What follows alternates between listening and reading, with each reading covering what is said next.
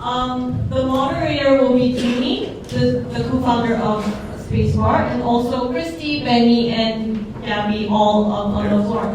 Yeah, we will be. Staff, can you please set up the chairs? Thank you. And also, we have a special guest, right? Poopie, the co-founder of Doodles, Spacebar.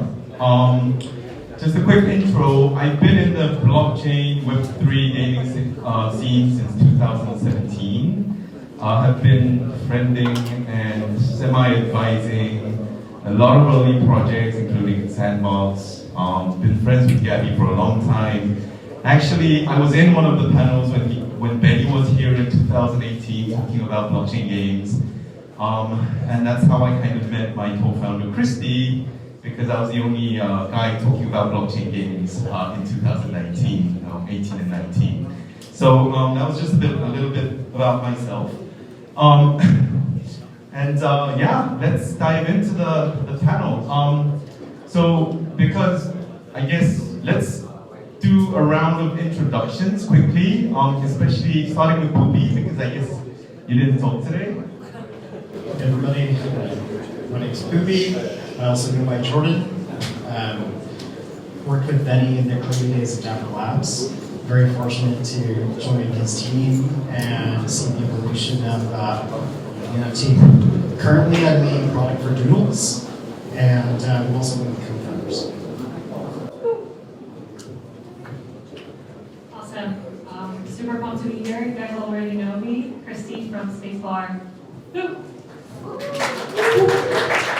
I'm Gabby, co-founder of Poopie. This is Benny. Good to be back here.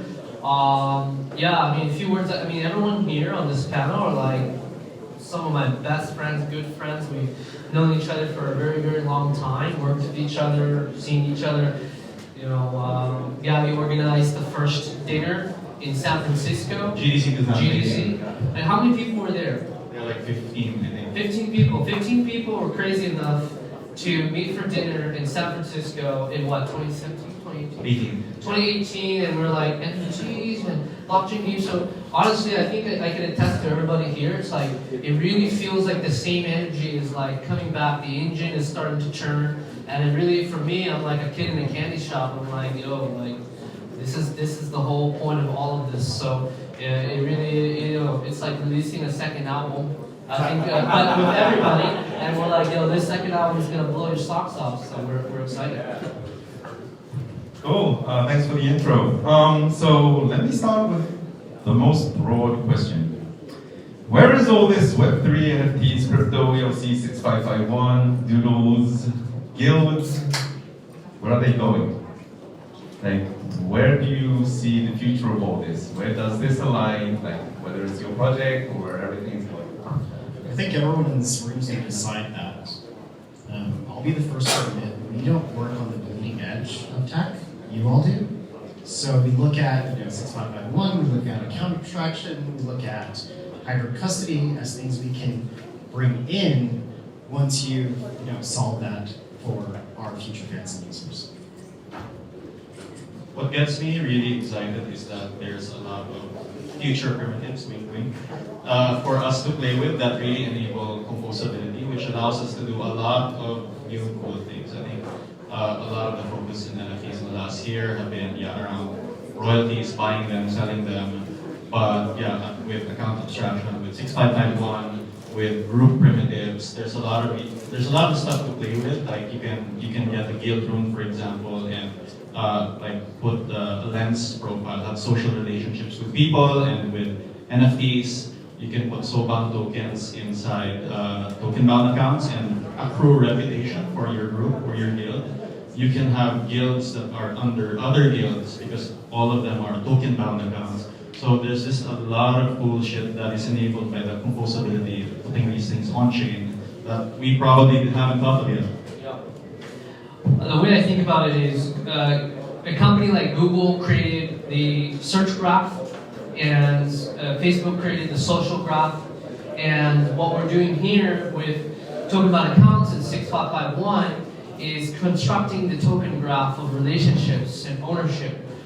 This is something, if you watch my talk 6 years ago, I'm sure Joony and Gabby have seen, like I talked about the token graph, but at that time I think the whole world just imagined it was a wallet and a token, and it was only that relationship. And now we're going way deeper down the token graph and understanding what does it mean to be in a guild, or this NFT owns this NFT, which is a membership, or an NFT being a signer on a multi-sig. So we're really now reaching this new forefront of token relationships that have not reached in a while. It's very encouraging how basically the three of these guys who are in the bleeding edge of Web3 are basically resonating with, I guess, all of the things that we have discussed today. I think the common words are around basically how do we make crypto and NFT more fun and engaging, and obviously it's going to be around NFT plus gaming and social and more of on-chain activities around it. So super excited for that future, and I think it's just starting to really bubble up with the event of all these new building blocks, including ERC-651. Great. So today, over a lot of the talks, I've been hearing on-chain identity a lot. Could you individually explain what you think is an on-chain identity, or how you relate to it, or? All right, I'll take a stab at that. So I don't think of it in terms of real world identity or even KYC. What are the things that you can put on chain that identify you as a user? So I do think there's a kind of user to wallet relationship there, but there's the things that you've done that are purely on chain, right? And if you can look at things like that, so you can see that. But there's also things about you that you can put on chain. So these can be off chain things I attest that I played 1,000 hours of League of Legends, or I'm a strategy game player, or I won an esports tournament. I can have soulbound tokens with metadata, for example, that describe stuff about me. And the great thing about that is that I own these data. I choose what to publish on chain that says something about me. And for me, that is what on chain identity is. Anyone else? I mean, my perspective on this is that it needs to be valuable and easy for the user in order for them to adopt it. So, all of these words that we're using right now, my dream is for us to stop using them in the next 4 years or 5 years, and build experiences that have enough joy and value to let the user go in and say, hey, this is what I want to share, this is what I don't want to share, this is a secret, this isn't. So when they go to the next dApp, the dApp already knows what to present to them. Could you elaborate a little bit more, or because there's some ZK proof related things as well. There's hints of that. From Doodles perspective, for instance, for your holders, people holders in your community, what would they expect? What would you be delivering to realize that? So we have multiple communities. We have our OG holder community. 80% of our collections are on Ethereum. And we also have a new audience that we've been building over the last 2 years. So there are 100,000 people who are fans of Doodles who don't know what an NFT is, nor understand that we have Ethereum NFTs. Our job right now is to assess where the tech is going, looking at the builders in this room, figure out who are the winners, who can we partner with, and then build for that experience in the future. Right now, the usability is not there for everything that we're talking about, and we don't want to introduce it to our new audiences. But for the holders, the OG holders, right now, we're empowering the community to figure out what they want to do. So we have an incubator that has $6 million inside of it, where devs, builders, creators, artists, event holders can unlock that money and then build a ZK product if they wanted to. So. Cool. It seems like there's a lot of alignments in what Spacebar is doing with its game. Christy, could you explain a little bit more about where it's going and how it might be aligned?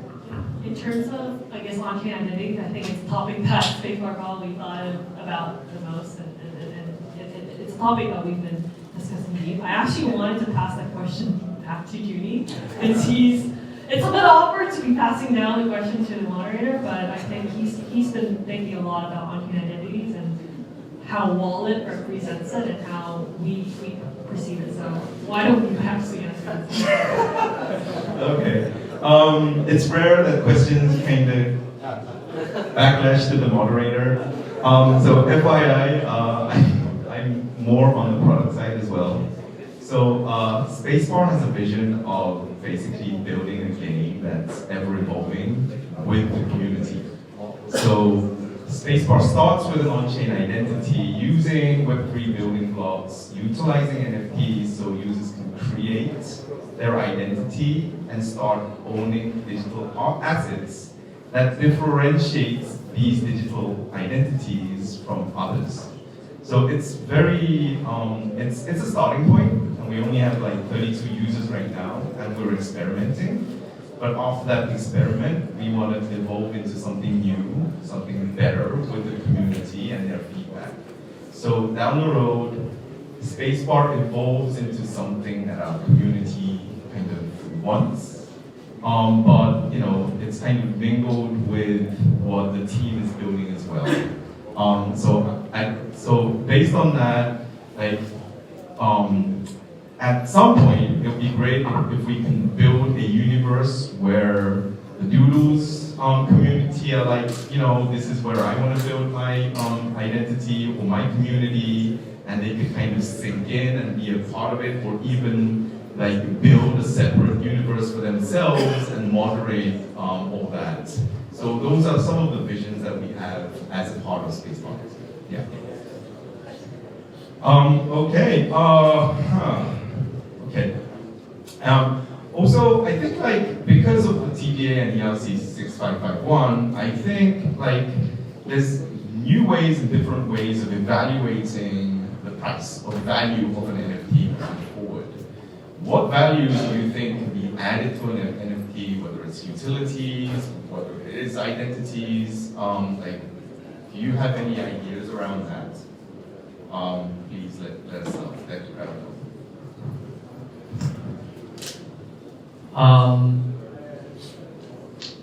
Yeah, I mean, I think I talked. You could add. Well, I want to talk about identity real quick, right? So, how many of us have one passport? Like a real passport, right? How many has two passports here? Dual citizenship. Dual citizenship. You have three passports? You have three passports. Oh wow. Does anyone have four passports? I don't even know if that's possible. So on-chain identities, you could have 1,000 passports. But this is to the internet, to these communities, to these worlds, right? And the reason why you want to get 4 passports is you could live in these countries, maybe tax-related things, or maybe all sorts of stuff. But it's kind of hard to get a passport, right? But on the internet native side, you could have as many passports as you want. That's because it's a NFT with a token about account. So you can log in, and that's effectively your passport, right? So I think like on-chain identity, that's how I think of it. And then on the utility side, as I mentioned, for the last 6 years, everyone in this room, if you own an NFT, you're kind of in this category that I call creator-controlled NFTs, meaning the creator launched the NFT, they still have control over the contract probably, they can update it, they can add metadata, right? And if they choose to spend some of the money to build a new gaming feature, on-chain game mechanic, you're waiting on them to ship it, right? So it's creator control. I think the next 6 or plus years, we're going to move towards owner-controlled NFTs, where the role of the creator is to launch the project, and then royalties are going to 0, right? So like their job is done. And then the community, now you're the one selecting like the community, the people who want to join, the passports, and then number 2 is you could turn on different utilities for your collection as you choose so. So it's owner control. So I think that's a really important shift that has to happen on the NFT side. And then kind of what I would say, as Poopie said, there's a $6 million fund to build amazing Doodle experiences. Like, it's up to the community to build value and build awesome experiences, right? It's not up to, the 5 of us to sit in a room and build a really cool experience. I mean, I'm sure we could probably do it, but there's a lot more brains out here than the 5 of us, right? So. Cool. Anyone else wants to add to that? I'll just add on to Benny's viewpoint. I think that value can be derived from creators, it can be derived from owners extending NFTs, but the NFT itself should conform to standard. It should be flexible. It should make sure that it doesn't break any future use cases. So when I see, to your point, Benny, around royalty and the discussion around that operator filters, that to me is like a red flag because you're potentially breaking composability and interoperability for future use cases you don't know of. So I like NFTs to be very flexible. I like it to be simple, conform to standard, and to your point, Benny, around thin or light contracts, that's how I see our ecosystem around the OG Doodles developing. I guess to add on to what Benny and Poopie has mentioned, and back to what I guess on-chain identities are, I completely resonate with Benny's point that we're finally taking back NFTs to where it should have been, meaning owners really having true ownership of the NFTs. Because if we really think of NFT as an on-chain identity, then it means you are supposed to be the one who is building up your identity. And it's not just going to be defined by the creators, but it's more about what you do with it, and including what you own with it, and also how you interact with different dApps, different applications, and other users with it. And I feel I'm super bullish about anything visualized, anything gamified, because I think most of the concepts that we're talking about, even in this room, is highly conceptual. It's very difficult for normies, and we, I guess, and people in this room, we all enjoy talking about this technical concepts.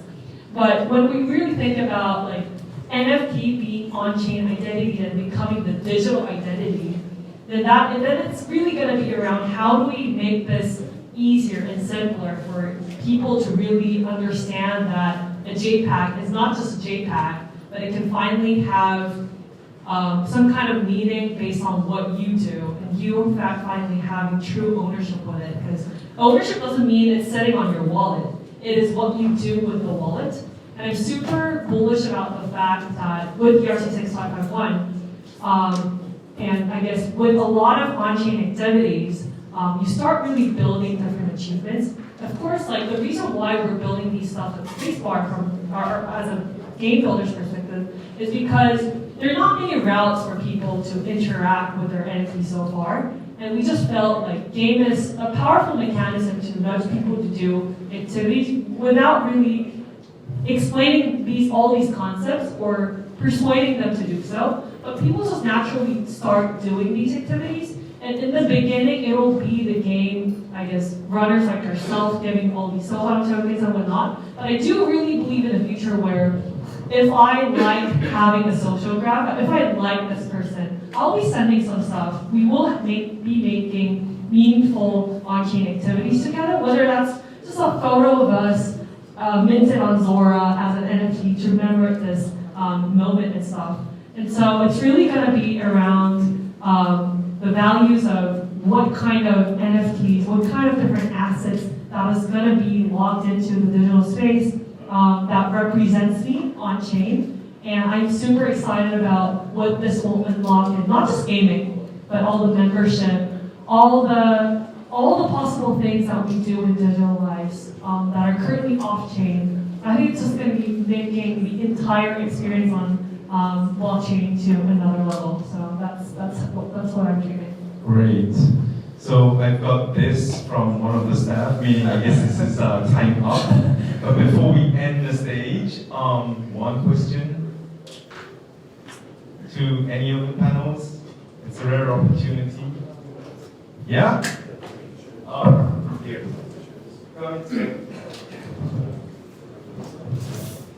Yes, so today I've seen we saw the applications of talking about accounts, but most of them were connected to gaming or social life.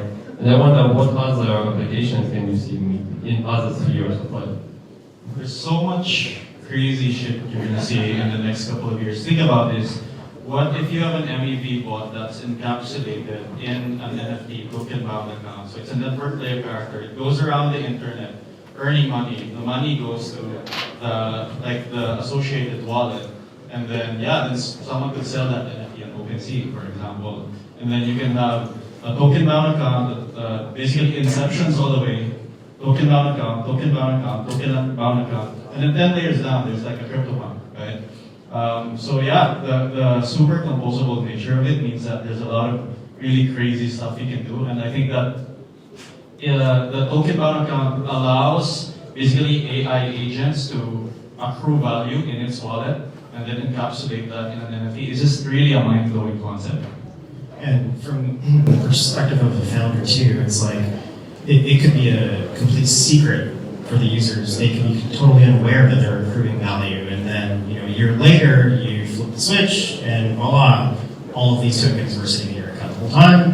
You're in a more tax optimal situation, and You can have a guild composed exclusively of autonomous AI agents as token bound accounts, right? So there's a lot of stuff you can do. The two things I would add. One is we didn't talk about DeFi a lot. I think I don't know about you guys. I'm a newbie with DeFi. I tried some leverage trade and I lost everything. So I'm done with this. But I think if you're smart with DeFi, there's a lot of ideas here that can be explored. I'll give you one. I mean, you can have an NFT with LP positions, yield bearing things inside the NFT, and you can sell that NFT on OpenSea, right? That's not been done before, but possible. I think there's DeFi. And one last thing I'll say about this whole AI agent thing. If you go to New York, September 20th in New York, we're organizing NPC Day, which will be bringing together the AI folks and also Web3, and we're going to be talking about network playable characters, this idea of on-chain agents or autonomous agents, whichever you want to call it. Great. So I guess this is a wrap. Over to you, Jamie, if you want to. Thank you. Thank you, Jordan, for